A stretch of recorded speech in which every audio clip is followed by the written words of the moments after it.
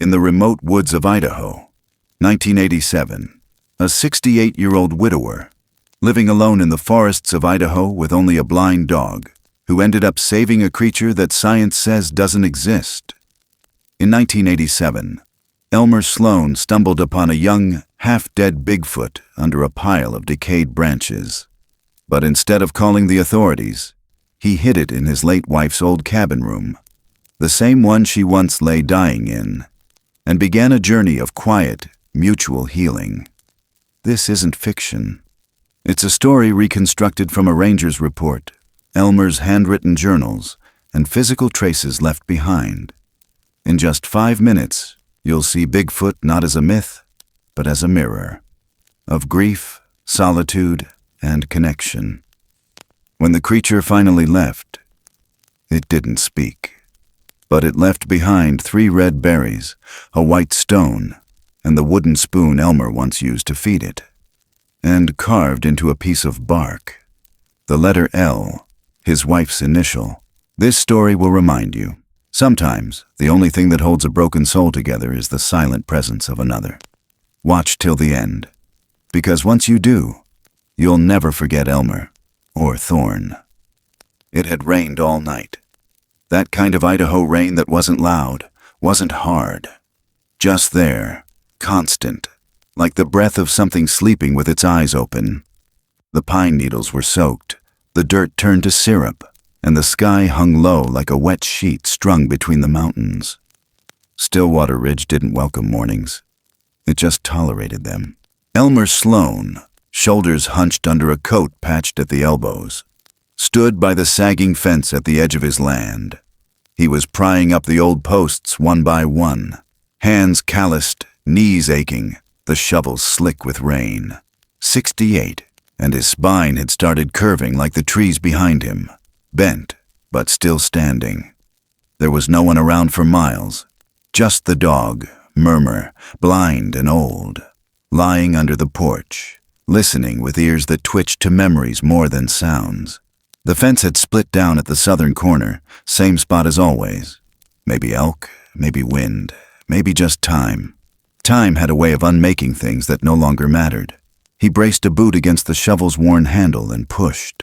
The blade sank into mud, then stopped. Something was wrong. Not rock, not root. Something soft, something that resisted like meat. Elmer paused, shoved again, slower this time. He heard a crack, not wood, not clean. Something wet beneath the earth gave way with a sigh. He set the shovel down, stepped back. The ground around the fence post had slumped in like a broken lung. Beneath the slushed pine branches and runoff, something was breathing. Just barely. The ribs moved, in and out. A broken rhythm, like wind through a rusted flue. Elmer stared. It wasn't a bear. He crouched slowly, joints screaming. Pulled back a handful of damp needles. Underneath, a mass of fur, matted, dark, smeared with blood and mud. A shoulder, or what looked like one, caved in slightly. One arm lay twisted at an unnatural angle. The creature was curled up tight, as if the cold had folded it in on itself. He saw the face next. Not clearly, but enough. The muzzle was short, the nose flat. The skin around one eye was torn, blackened with old blood. The lips moved, barely. A sound escaped, thin, raw, like the rasp of smoke too long trapped in a chimney. Not a growl, not a snarl, just pain. Elmer stumbled back. His heart thudded against the inside of his ribs like it wanted out. He should have run, left it, shut the door and pretended the storm had washed it away. But he didn't, because when the creature opened its eyes, just for a second, it looked at him. And in that look, something shifted. Not the world. Him. It was the same look Lorna had given him on the last day. In that little room, pale light on the floor, the smell of vinegar and wet cloth. She'd held his hand, tight, not because she was afraid, but because she was asking him to stay, just a little longer. That same look, right there, in the mud. Elmer pulled off his coat, the old one, the one with the lining she'd sewn and the buttons she'd never finished replacing, and he laid it over the creature like he would have done with her, if he'd had another day. He stood up, legs shaking, reached for the walking stick he always carried when the cold got into his hip. He didn't look at the thing again, just walked back to the porch, each step heavy, as if the air had thickened around him. Inside the cabin, everything smelled like wood and iron and old dog. He reached for the rotary phone mounted on the wall, fingers trembling. Dialed slow. Every number a click, a breath, a memory. "Vernette," he said when the line picked up. Voice rough as the fence post outside. "You need to come. Bring the kit." A pause on the other end. Then, "Is it bad?" Elmer looked out the window. The fog hung low, swallowing the pines. Rain tapped soft against the glass, like a secret trying not to be heard. "I don't know what it is," he said. "But it's hurt." He hung up. Outside, thunder rolled across the valley, low and long like something waking in the hills. The clouds broke for a heartbeat, casting a pale gray light across the sodden field. Elmer walked back outside. He stood by the broken fence, looking down at the coat. The shape underneath barely moved now, but it was breathing. That was enough. Murmur crept out from under the porch, slow and stiff. The old dog padded through the grass until he reached Elmer's feet, sat beside him, whined once. Elmer didn't say a word. The camera would pull back now, if this were a film. Rise slowly. Rain softening the edges of the frame. The old man, the old dog, the broken fence. And beneath it, a creature that shouldn't be there, shouldn't exist, but was. Two beings, both forgotten by the world, both soaked in the same cold, both waiting for something, maybe mercy, maybe just mourning. But for now, just silence and rain. The truck arrived before sunrise.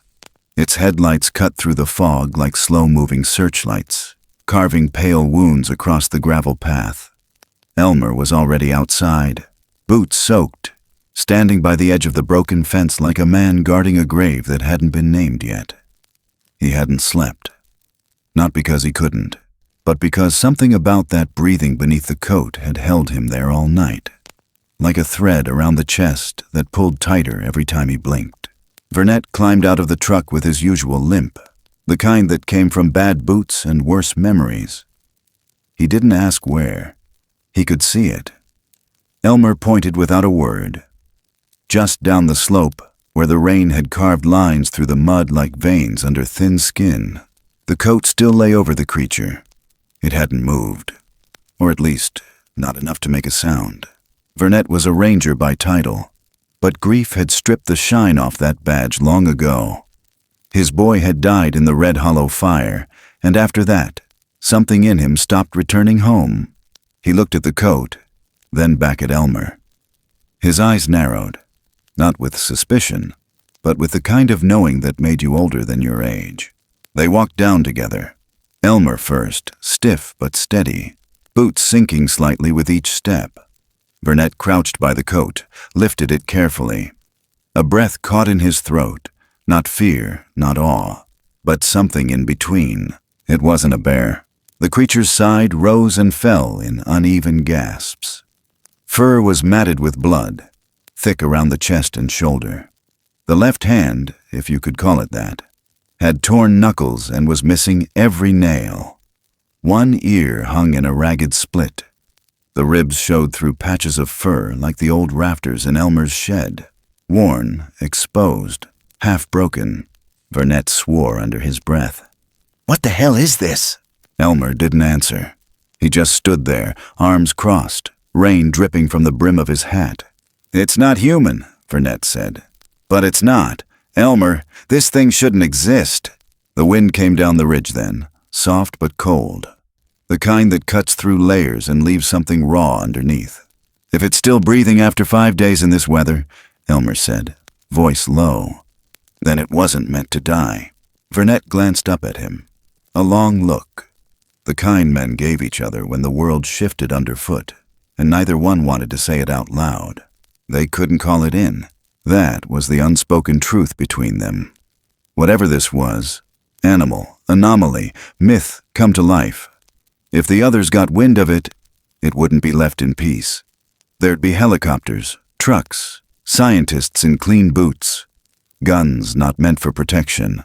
Elmer could already see the headlines, the chain link cages, the cameras flashing like strobe lights in a nightmare. Well, no one can know, Burnett said. It wasn't a question. I know. They used a tarp to build a stretcher. Quiet hands, careful rope. Elmer moved slow, but steady. Burnett handled the weight. Together they carried it toward the cabin, legs sinking slightly into the ground with each step. The woods didn't make a sound, as if even the trees were holding their breath. They brought it to the old shed behind Elmer's place. Once, it had been a healing room, built for Lorna after her last miscarriage. The air inside still smelled faintly of cedar oil and cloth. Dust danced in the morning light, and the roof leaked slightly in the corner, but it was warm enough. And quiet. They laid the creature on the cot. Its breathing was shallow, but it still drew in the air like someone who decided not to give up yet. Elmer lit the oil lamp. The soft flicker threw shadows across the wall, big ones, distorted by fur and silence. He looked at the shape lying there, unmoving, wrapped in the coat she'd stitched long ago. It didn't fit, but maybe that was the point. Maybe nothing fit anymore. Burnett opened the kit. Bandages, saline, tweezers, though they both knew it would take more than that. He started on the shoulder, cleaning the wound. The creature didn't wake, but its hand twitched once, curling slightly around the edge of the cot. "You ever seen claws like this?" Burnett whispered. Elmer shook his head. No, it was hunted or left for dead. Same thing sometimes. The lamp flickered. The wind picked up again. Murmur scratched at the door once, then lay back down. Burnett paused. "What do we do if it wakes?" Elmer didn't answer right away. He walked to the corner of the shed, where a single shelf held a few of Lorna's old things. A cup carved from bone, a dried bundle of lavender tied with yarn, her Bible worn down the spine, open to Psalms. He placed the cup on the table beside the cot, poured in warm water. "If it wakes," he said, "we treat it like anything that's been hurt too long. Let it rest, let it breathe." Burnett looked at him like he wanted to say something else, but didn't. He finished dressing the wounds, wiped the blood from its face. They could see the bones better now, the shape beneath the fur. Human in some ways, not in others. Something between. Outside, the rain had stopped, but the fog still hung low, curling between the trees like a whisper that didn't know where to land. Burnett stood. "I'll check back tomorrow." "Don't bring anyone." "I won't." He left without another word. His truck faded into the mist the same way it had come. Quiet, slow, like it didn't want to be seen. Elmer stayed in the shed. He sat on the old wooden chair, the same one he'd held Lorna's hand from. The floor creaked under his weight. He didn't speak, just watched the creature breathe. The rise and fall, the shiver when the cold crept in again. He pulled a second blanket over it, checked the wounds one more time. Then he sat back. The oil lamp hummed. Somewhere outside, a pine cone dropped, soft against the damp earth. He remembered something Lorna had once told him. She was lying in this same room, weak, pale, smiling like she still had something to give. She'd said, "Sometimes the only thing that saves us is when we choose to save something no one else would." He hadn't understood it then. He did now. He looked at the creature. Not a monster, not a miracle, just something left behind. And somehow that made it familiar. He whispered a line from the Bible, not out loud, just in his chest. One of the ones she used to say when the light was dim and the world felt too heavy. He stayed there, for hours, and somewhere just before dawn, the creature stirred.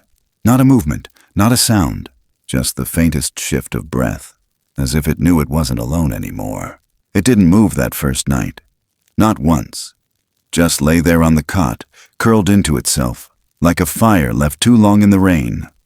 The old shed held the cold in its bones, even with the stove lit and the oil lamp glowing faint behind fogged glass. Elmer didn't sleep. He pulled the chair close and sat without speaking, hands folded over his knees, eyes trained on the rise and fall of that heaving chest. Not steady, not strong. Just enough to know the thing hadn't given up yet. Outside, the woods sighed and settled. The rain had stopped, but the wind still lingered, whispering through the pines like it was looking for someone who never came home. Murmur lay curled by the door, chin resting on crossed paws, ears twitching in half-dream. Elmer leaned forward, elbows on his thighs, the leather of his jacket creaking with the motion, his breath fogged in the air. Time passed the way grief does, quiet, heavy, without asking permission. The creature didn't open its eyes. He read from the Bible for a while. Not out loud, not like Sunday service, but soft and low, like how Lorna used to read before bed. Psalms mostly. Sometimes Revelation when she felt like tempting thunder. The words didn't have power in them, not anymore, but they had weight. And sometimes weight was enough. Around midnight the wind died. He got up to check the fire, then sat back down, poured a little broth from the pot into the bone cup and let it cool. He lifted the creature's head with a hand under the jaw, fingers brushing against damp fur and heat that came in waves like fever. He tilted the cup. Most of it spilled down its chin, but a few drops slid past the teeth. That was enough. He wiped its mouth with an old cloth and sat back again, watching. At some point his mind wandered. Not far. Just to the edge of memory, where it always hovered. He remembered the day Lorna died. Not the sickness. That part had dragged on for months. Slow and cruel. No, he remembered the breath before the last. The way her fingers curled around his. Her eyes had been cloudy then, but they'd seen him. All the way through. And in them was something he hadn't earned. Mercy. He blinked it away. He wasn't going to lose another soul in that room. Not again. The next morning came gray and slow. The mist clung to the trees like spiderwebs too tired to fall. Elmer fed Murmur first, then boiled water, tore up soft bread, mixed in a little canned venison from the cellar. It had to be warm, but not hot. He took his time. Everything had to be right. He carried the bowl back to the shed, pushed the door open with his shoulder. The creature was still there, still breathing. This time, when Elmer knelt beside it and held the spoon to its lips, the wooden one, the one he'd carved for Lorna and branded with the letter L, the creature stirred. Its mouth parted, tongue slow, eyes still shut. The broth went down, some of it. Not much, but enough. An hour later, it drank again. By afternoon, it shifted its weight, a leg dragging slightly across the cot as if trying to find a more familiar shape. Its fingers curled around the edge of the blanket.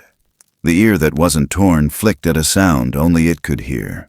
Elmer spoke for the first time since sunrise. Just a whisper. "You're not done yet." He didn't expect it to understand, didn't care. The sun didn't come out, but the light changed, turned from gray to the color of old paper. Dust floated through it, soft and slow. Elmer opened the shed window just enough to let the air move. A sparrow landed on the sill, looked in, then flew off without sound. That night, he brought his own cot into the shed, set it beside the stove. He wasn't leaving it alone. Not in there, not with the ghosts. He laid out his pillow, the same one he'd used since '81, and stretched out. His knees popped, his back ached, but he felt something settle in his chest that hadn't been still in years. Around 3 a.m, he woke. Something had changed. The air was warmer. Not from the fire, from breath. The creature had moved. Its head was turned toward him, eyes half-lidded, golden in the lamplight. Not fully open, not fully there, but watching. Elmer didn't move. He held its gaze, let the silence fill the room like smoke. The creature blinked, not like an animal, not fast and shallow. Slow, deliberate. Elmer felt the skin on his arms rise. Not in fear. Recognition. He didn't speak. Didn't dare. He just sat up, pulled the blanket tighter around its shoulders, and poured water into the cup again. The eyes didn't follow the cup. They followed him, all the way. He held it close, let the rim touch its lips. It drank. 4 sips. Then turned its head slightly, as if to say, "Enough." Elmer set the cup down. The creature exhaled. A deep, rattling breath that sounded like a chimney clearing for the first time in winter. Then it closed its eyes. Elmer sat back on the cot. Murmur stirred at his feet, letting out a soft whine, but didn't lift his head. In that moment, the shed wasn't a shed. It wasn't a sick room. It wasn't a secret. It was a threshold between what had been broken and what might still hold. The lamp flickered once. The fire cracked low. And outside, beyond the pines, something howled in the distance. Not close, not urgent, but far and wide and aching.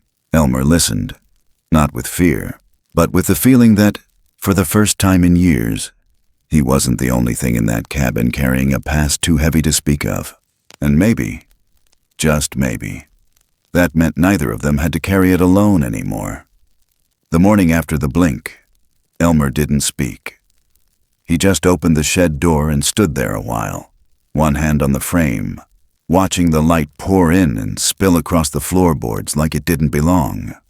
The creature hadn't moved much, but something in the air had. The silence wasn't as hollow. It had weight now, something shared. And it was the first time Elmer felt like he wasn't the only one remembering.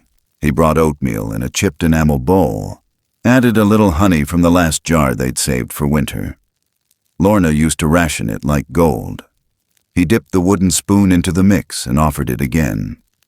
This time the creature opened its mouth, slower than before, but without hesitation. Swallowed once, twice, then stopped.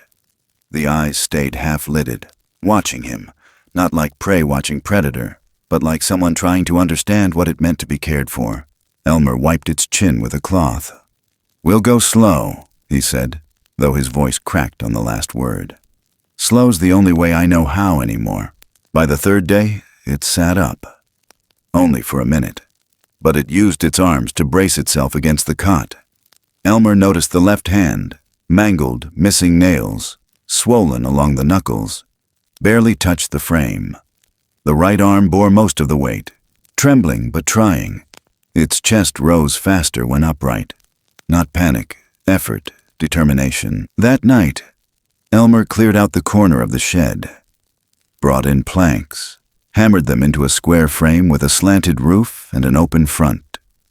It wasn't a cage, it was a space, shelter without walls. He called it thicket, though no one heard him say the name. It was the kind of thing you only whisper to the air when you need it to stick. He lined it with hay and burlap sacks, left a wool blanket folded in the middle. It was enough. When he opened the door the next morning, the creature had left the cot. Not far, just a few steps, but it had found the edge of the new shelter and curled inside, arms around its knees, back against the frame like it had known exactly what that space was meant to be. It looked up when Elmer entered. Just once. No fear in the eyes.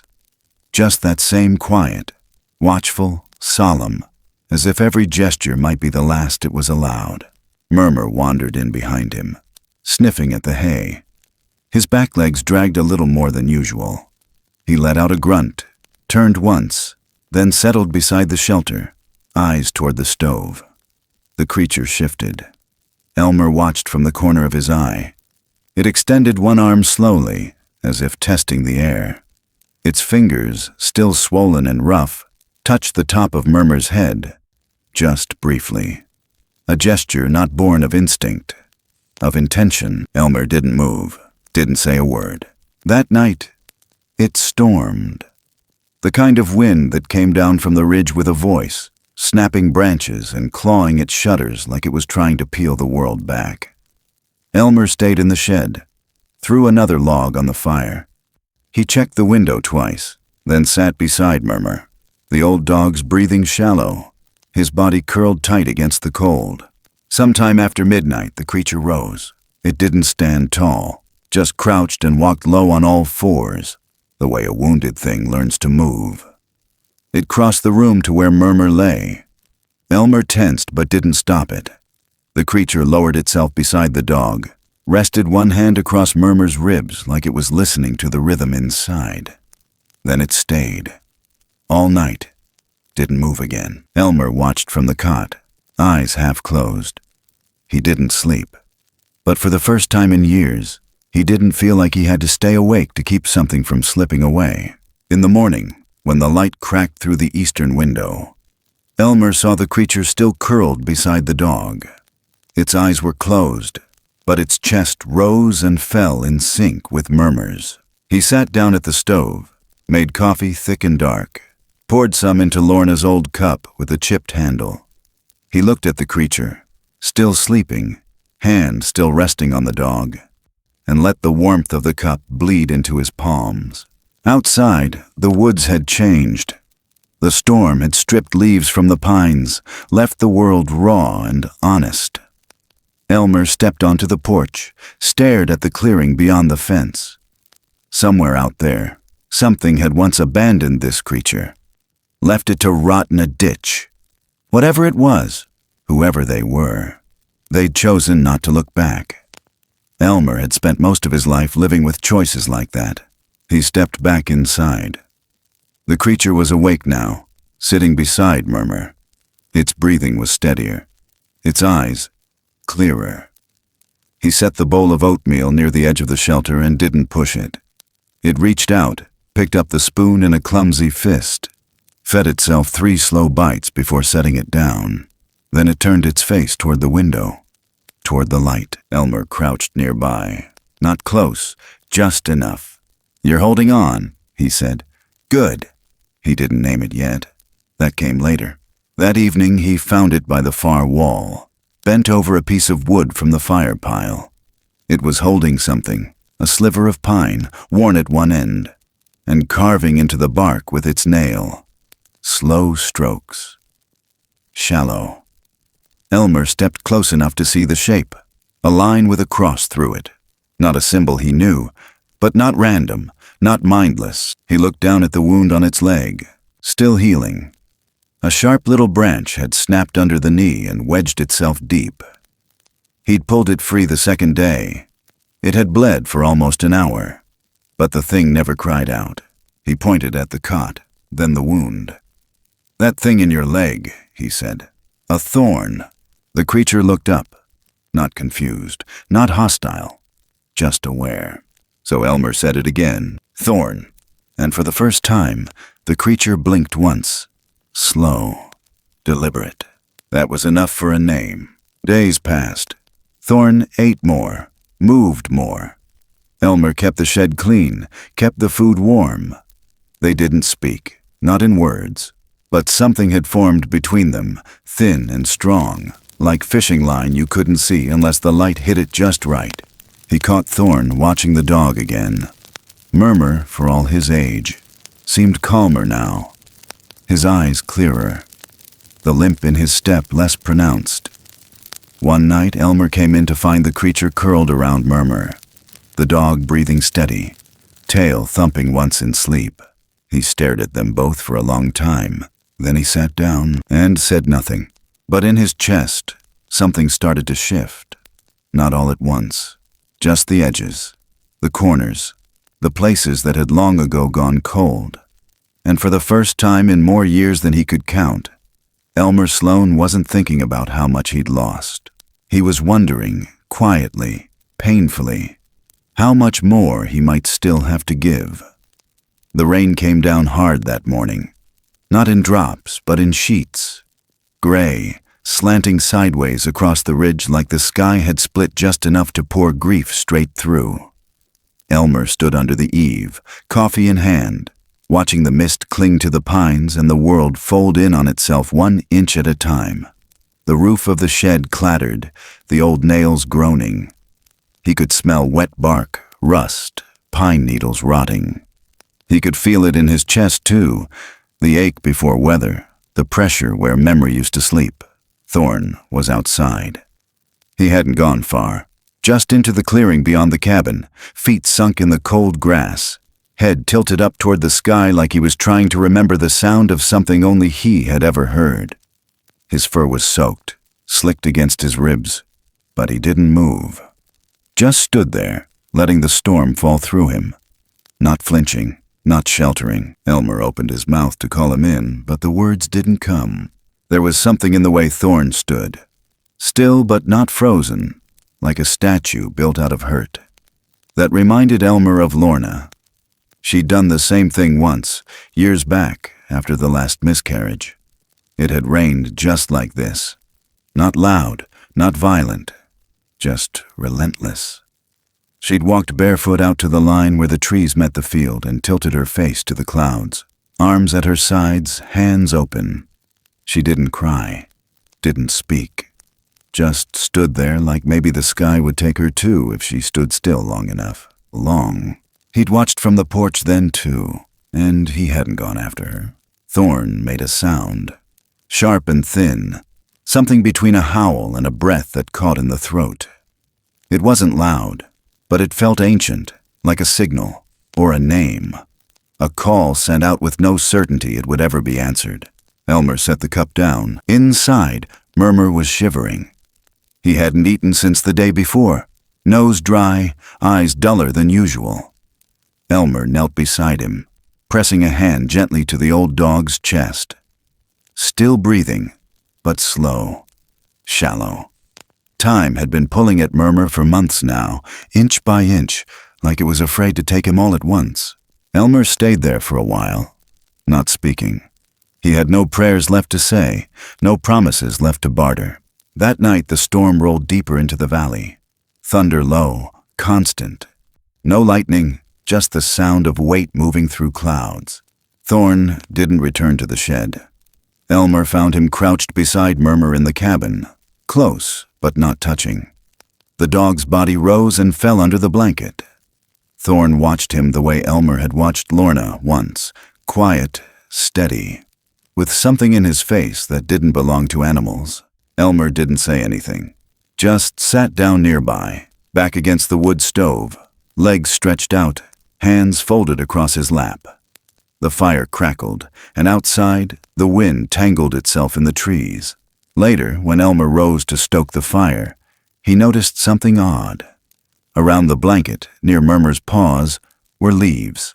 Not scattered, not random, placed. Dried pine and curled fern, arranged in a soft half-circle, almost ceremonial. Beside them, a few smooth stones, pale and flat, stacked neatly in a crescent. Elmer didn't move them. He just looked at Thorne. The creature looked back. They didn't need to speak. Some things didn't come from books or tools or time. Some things were older than all that. Elmer sat with them until the fire burned down to embers. He didn't sleep, just leaned against the stove, listening to the wind moan across the eaves and the soft rhythm of two breaths, one slow, one slower, against the quiet.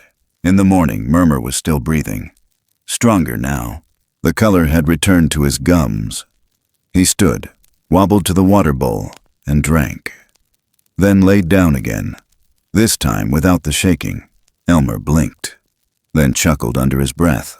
Not disbelief, just something like wonder. He turned to Thorne, who had curled back into the shelter. Elmer said nothing, but in the silence, something moved through the room that felt like gratitude. Not Thorne's, his own. Later that day, while sweeping out the corner of the shed, Elmer noticed something else. His Bible, which hadn't been touched since the week Lorna passed, sat open on the stool beside the cot. Not where he'd left it. Pages slightly damp, edges curled. But the crease was new. The fold landed between verses, one he hadn't read in a long time. He bent down and saw it. A line drawn in soft charcoal, almost smudged, across the edge of the margin. The handwriting wasn't his. It wasn't Lorna's. 3 words. "We remember the kindness." He stared at them until his knees hurt. Didn't say a word. He didn't ask how it got there. or why it used English, or if it was real, because something deeper in him already understood. That night, Thorne stayed near the porch. Elmer sat on the steps, a blanket over his knees, coffee gone cold in his hand. The sky had cleared, stars out, pale and shaking. The kind of sky that made you feel like the world above was older than the world below. Stillwater Ridge breathed differently after rain. The trees seemed taller, the air thinner. Thorne tilted his head once more, like he was listening to something Elmer couldn't hear. Then he lay down in the grass, eyes never leaving the tree line. The wind didn't speak anymore. It just passed through like it had delivered its message and was done now. Elmer leaned back against the porch post, watched the darkness settle in, heard murmurs shift on the floor behind him, felt the night stretch long across the land. He didn't know what would come next. But for the first time since Lorna's breath had stilled, Elmer didn't feel like something was slipping through his fingers. Something was staying, and maybe, in a place like Stillwater, that was enough to begin again. The frost came early that year. Stillwater Ridge, already quiet by October, turned to glass in the mornings. Branches brittle with ice, blades of grass coated in shimmer, the whole landscape holding its breath like something waiting for permission to exhale. The days were getting shorter, the sun slower to rise, quicker to leave. Elmer felt it in his bones before he saw it on the land. That creeping hush, that shift in the air that told you things were about to change, and not all of it would be kind. He was chopping wood when Vernet's truck pulled up. Tires cracked against the frozen mud. Elmer didn't turn around until the engine cut. He knew that sound. He knew the weight in those footsteps, too, measured but quickened by something just beneath the surface. Vernet didn't say hello, just lifted his hand, palm tight around a folded map. His eyes were sharper than usual. Breath came fast. "They're back," he said. Elmer wiped his hands on his coat. Waited. "This morning, Red Hollow Trail, 3 prints, each one over 20 inches. Not human, not bear, fresh, less than 5 hours old." Elmer felt something drop inside him, slow and deep. Not fear, not surprise, but something close to warning. "Thorne hasn't gone that far," he said. "Not yet." The 2 men stood there between the trees and the cold, the silence between them louder than the wind. Vernet stepped closer. "You think it's them?" Elmer didn't answer right away. He looked toward the tree line where Thorne usually vanished when the light got too bright. He'd been wandering more lately. Further, watching the hills, listening. "I think it's his kind," Elmer said quietly. "Think they're looking for him?" Elmer looked down. "Or watching to see if he's still alive." They didn't speak after that. Vernet left without finishing his coffee. That night, Elmer sat on the porch with his shotgun beside him. Not raised, not loaded, just there. The fire inside crackled low, and Murmur dozed near his feet, snoring in soft, uneven bursts. Thorne hadn't come in yet. The moon hung thin and sharp over the ridge like a sickle, casting silver threads across the field. He spotted Thorne just past the shed, motionless, looking north. Elmer didn't call him. The creature stood there for nearly 10 minutes. Then he moved, slow and certain, toward the trees. Not hurried, not afraid, just going. Elmer didn't follow. Not at first, but he waited. And when morning came, Thorne didn't return. Not at breakfast, not by midday. And when the second evening fell and the sky turned the color of bruised plum, Elmer stood again by the porch rail. Same place, same coat, heart hammering like it hadn't in years. He told himself not to worry. But worry was already inside him, eating quiet holes. Then, just before dark, movement. Not from the woods, from the side of the shed. Elmer turned slowly, fingers tightening at the hem of his coat. There, leaning against the firewood stack, was a stone, pale, oval, polished, and beside it, a shape carved in the dirt, an L, just like the one he'd carved years ago by the tree where Lorna used to sit, thinking no one saw, just like the one she'd pressed into the bark the day before she passed. A shape not meant for names, but for remembrance. Thorne hadn't returned, but something had. That night Elmer left the back door open a little longer, left the light in the shed on, kept Murmur close. He didn't sleep, not because he was afraid, but because the silence had changed. By dawn, he walked the edge of the fence, boots crunching frost, hands shoved deep into his coat pockets. He reached the far end, where the trail dipped down into a hollow choked with fog and memories. And he paused. There in the dirt, 3 sets of prints. Large, one deeper than the others, wider, the gait slower. Maybe older, maybe injured. Another, smaller, spaced far apart like it had run ahead and circled back. And a third, familiar. Wider in the heel, lighter in the step. Thorne. They'd been here. He crouched down, tracing the edge of one print with the back of his knuckle. The shape was clear, but it wasn't just the foot that told the story. It was what came after. Nothing. The print stopped, as if lifted, as if carried. Elmer stood there long after the cold had numbed his fingers. He didn't cry. He didn't move. He just breathed and let the woods breathe with him. Later that afternoon, he found something else. Inside the shed, on the cot, tucked into the folded blanket, sat the spoon, the one he'd carved, the one Lorna used to use when her hands trembled too much to grip metal. It wasn't dirty, wasn't cracked, just left.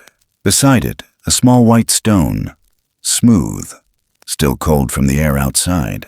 He held it for a while, closed his hand around it, didn't open it again. The wind picked up again that night. The first snow came soft, thin, just a whisper brushing the tops of the trees, the kind that melts before it lands. But it meant something. Elmer stepped onto the porch and looked toward the ridge, toward Red Hollow, and said nothing. But in his chest, something was shifting again, not breaking, moving, and maybe that was harder, because the kind of goodbye that doesn't come with words, that's the kind you never stop hearing. By the time the trees shed the last of their yellow, Elmer had stopped expecting to see Thorne again. That kind of hope, he'd learned, wasn't something you fed every day. It was something you buried soft and deep and waited on, the way you wait on old seeds in bad soil. If they sprouted, fine. But mostly, they didn't. And mostly, it was better not to look too hard at the places where nothing had grown. Still, he walked out to the thicket every morning.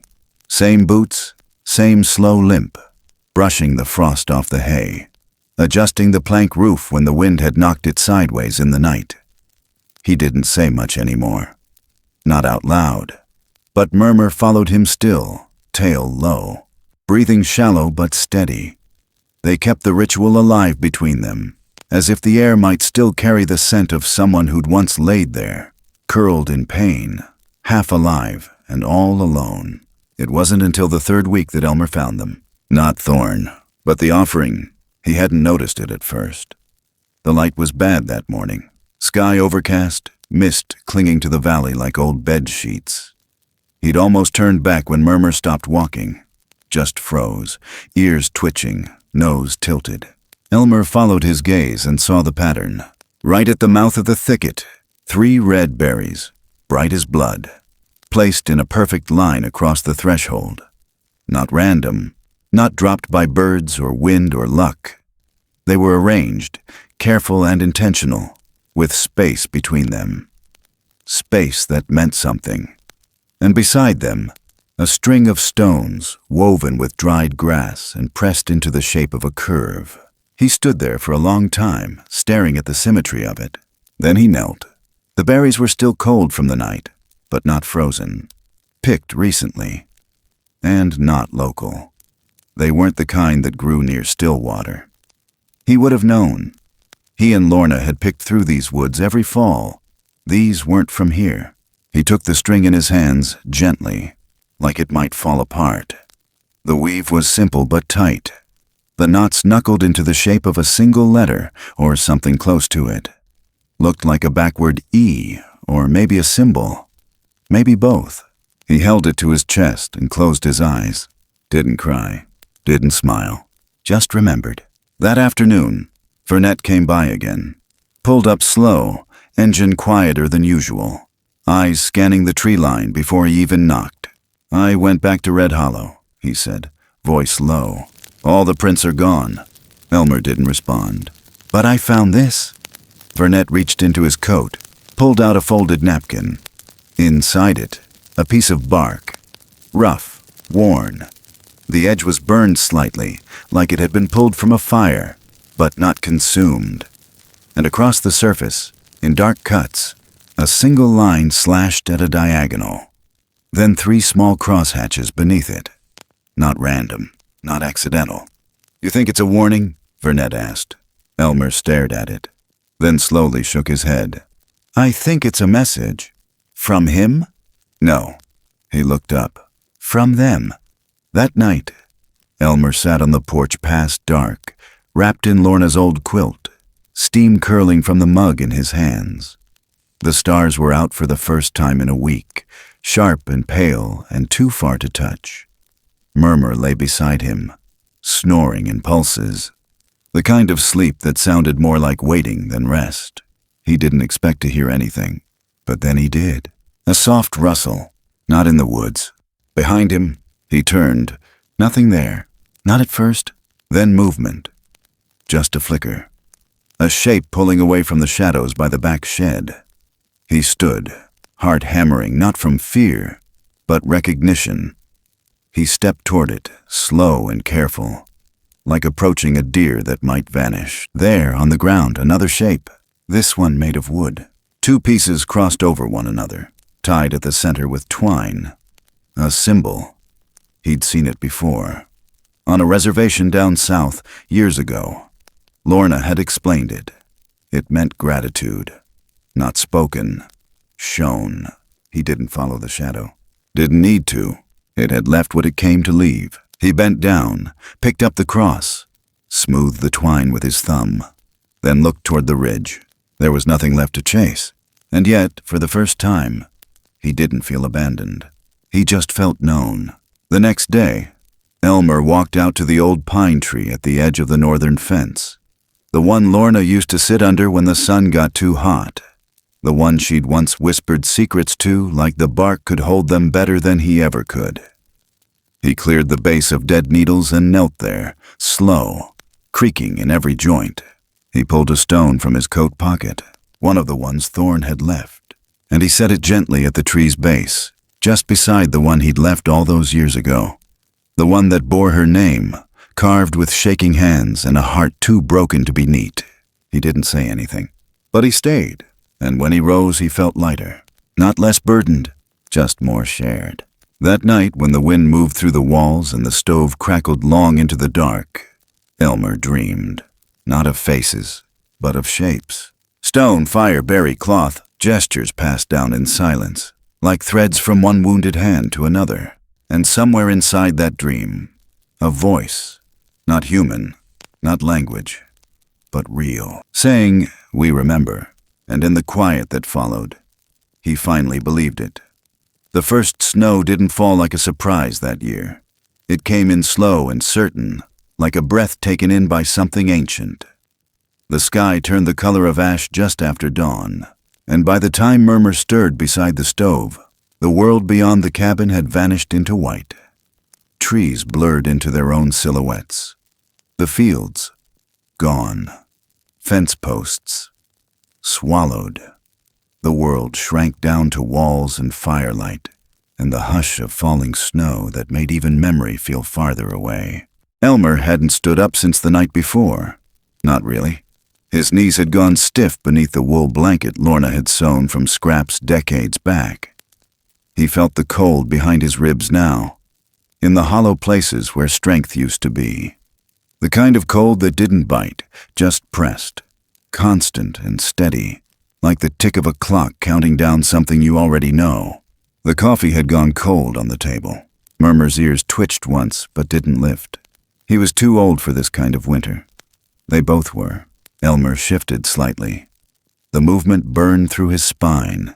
He reached for the charcoal he'd been using the night before, just a stub now, worn down to nothing. But enough. He turned to the wall beside the cot. Not the Bible, not the window. Just an old plank, dry and bare and waiting. He pressed the charcoal down, wrote slowly. He lived, so did I. No more, just that. His fingers trembled as he let the charcoal fall.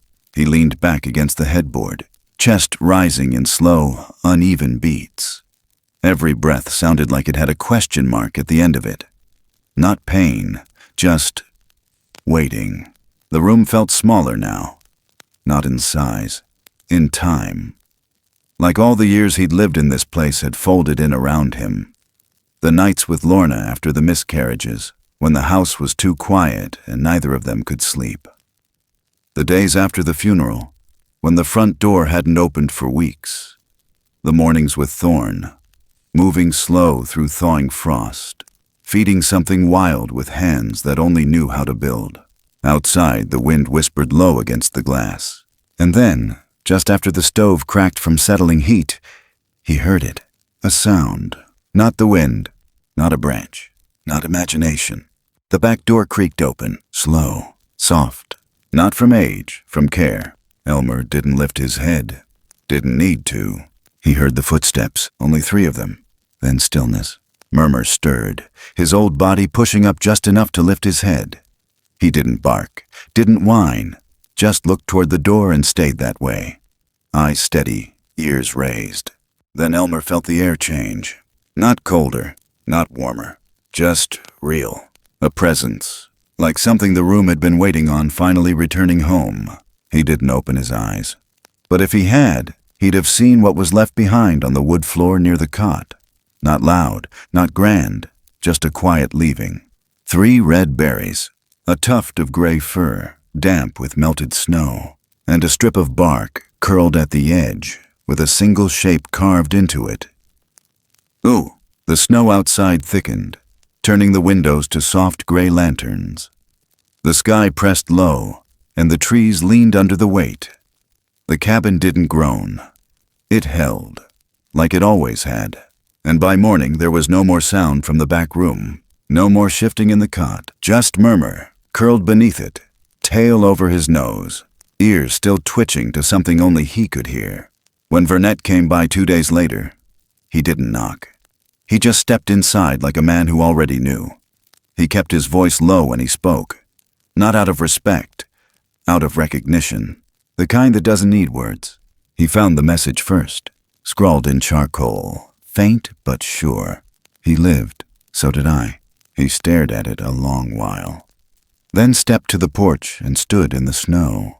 There, at the edge of the hill where the forest met the clearing, a single figure stood, far enough not to intrude, close enough to be seen, massive, still, covered in snow that melted off his shoulders like it didn't dare stay. He didn't move, just watched, long and slow.